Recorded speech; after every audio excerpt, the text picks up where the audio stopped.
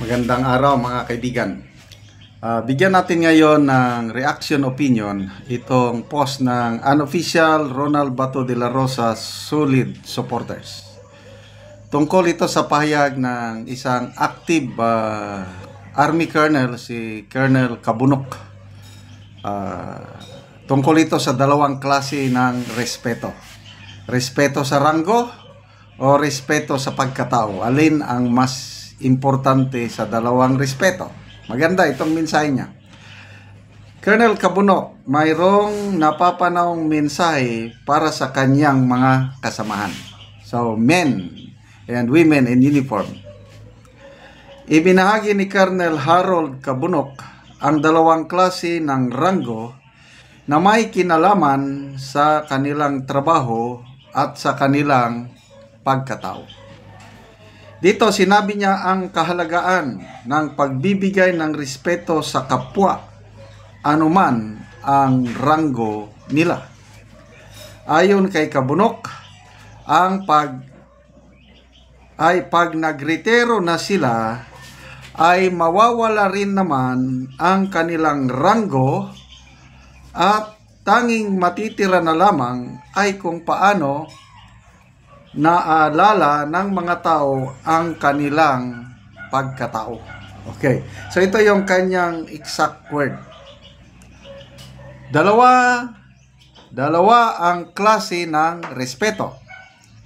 Respeto sa ranggo, respeto sa pagkatao. Kung masyado kang demanding sa trabaho at masyado kang pasiga-siga sa tao, ang ibig sabihin, pagka-retiro mo, mawala na yung ranggo at posisyon. Walang tutulong sa iyo kung maplatan ka sa kalsada at kung magkasakit ka, walang makikiramay sa iyo. Okay? So, anong masabi nyo sa mensaheng ito? Tama? So, alin ang mas importante? Yung kunin mo, respetuhin ka dahil sa ranggo mo o respetuhin ka dahil sa pagkatao mo. Ang galing ng mensahe, no?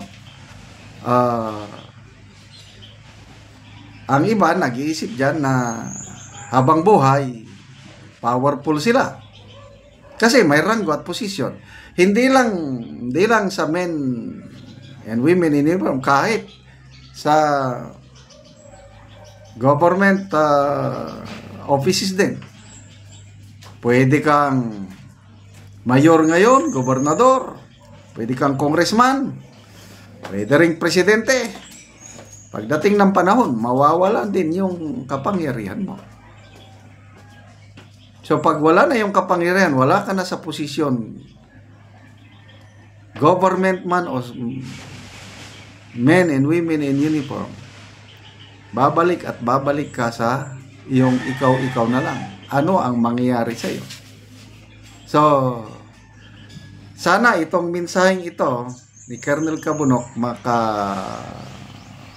makaabot sa mga men and women in uniform at pati na rin sa mga government officials natin. Ako, naranasan ko ito. Kita ko na at noon pa man, nasa serbisyo ako, pinili ko yung respetuhin ako dahil sa aking pagkatao. Kaya naranasan ko yan, retired na ako, naramdaman ko pa rin yung suporta ng mga men and women in uniform sa akin. Example, nung Marawi Seeds, martial law dito sa Mindanao, ang hirap lumusot sa mga checkpoints. So kung may importante akong lakad, kasi nung Marawi Seeds, every weekend nagdadala kami ng mga pagkain, gamot, at iba pang pangangailangan ng mga civilian evacuees at ang ating mga sundalo at kapulisan. Magpakilala lang ako o magtawag sa AFP o Army units. Pag marinig nilang pangalan ko, sir, ikaw pala. O sige sir, walang problema, i-arrange namin yung lakad mo. Kaya pagdating sa mga checkpoint, naitawag na kaagad. So, hindi ako nahirapan. Tinutulungan pa rin ako. Kasi, nakilala na nila kung sino ako nung nasa serbisyo pa ako. Maalala ko pa, may kaibigan akong Muslim, namatayan sila, Cagayan de Oro. Ang kultura ng kapatid nating Muslim, in 24 hours, kailangang maibiyahe kaagad. Mahirapan sila sa mga checkpoint, from Cagayan de Oro to Lanao del Sur. Nakita ko, wala, hindi nila mailibing within 24 hours. Marami silang sakyanan. Yun, ginamit ko ulit ang pangalan ko. Tawag ako sa Marawi. Sinabi ko yung sitwasyon, kailangan ko ng tulong nila. Anong sabi nila? Sige sir, no problem. Ibigay mo lang yung convoy ninyo. Kasi sinamahan ko sila Ilang sakyanan, anong mga plate numbers. Para itawag na namin sa mga checkpoint. Pagdating sa checkpoint, hindi ka nila abalahin. Yun ang ginawa ko. Ayun, yung kaibigan ko namatayan, natulungan ko, nadala ko yung bangkay na ilibing ng yung naayon sa tradisyon dahil kilala nila ako kung ano yung pagkatao ko nung nasa serbisyo pa ako. Pag iba ang ugali ko nung nasa serbisyo ako, wala na. Ganon din nung pandemic. Magbiyahe kami, nagtratrabaho ko sa isang multinational company. Yung aming president sa kumpanya, magbiyahe from Davao to Surigao del Sur. Ang daming dadaan ng mga checkpoints. Ganon din. Mag-coordinate lang ko, nagtawag lang ako. Kilala ako ng mga AFP, Army Commanders. So, no problem sir. No problem. Sige. Ayun. Walang kahirap-hirap. Kaya, ito, naranasan ko itong sinasabi ni Colonel Cabunok.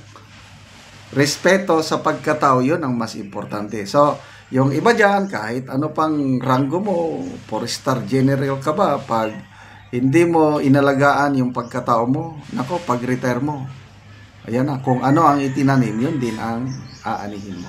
Salamat, Colonel Harold Cabunok. Class 94 ito sa PMA. Sana mag-general pa siya bago siya mag-retire. Okay, mga kaibigan, salamat sa inyong pagsubaybay sa ating channel. Nakakatulong kayo ng malaki sa tribong Talandig ng Bukidnon. Dahil ang sweldo natin sa channel na ito is tinutulong natin sa tribo. Sa ngayon, namimigay tayo ng mga yero at pako para maayos ang mga sira-sirang bahay ng tribong Talandig. Panoorin nyo ang video na ito. Karon mauna ni ang atop ni Angkol sa natagaan na mo og yero. Mauna ni kadako sa buslot sa iyang balay. So karon abot na ang yero nga iyang atop nga gihatag sa iya pinagi sa tabang. So mga dagko na gid kaayo. Ang buslot sa iyang atop. Og karon natagaan na gid si Angkol og yero.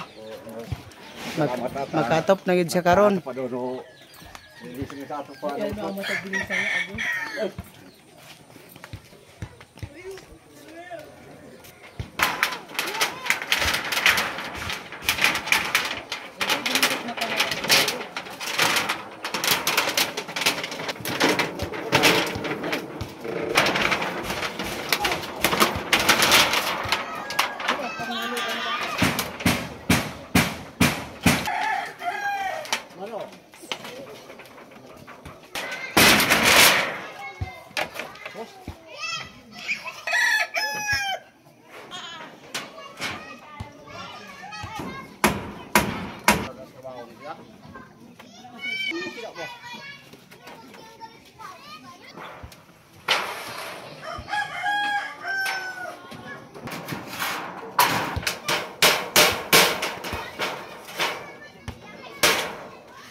O karon humanagid si ante og atop sa ilang balay.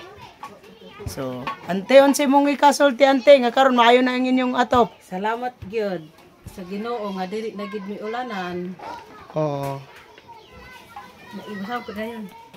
una-una salamat sa Ginoo sa ang tan-aw sa video sa YouTube nga nagtabang nga magpadayon ni nga tabang kay daghan pa nga nginahanglan. Oh, sige ante, salamat.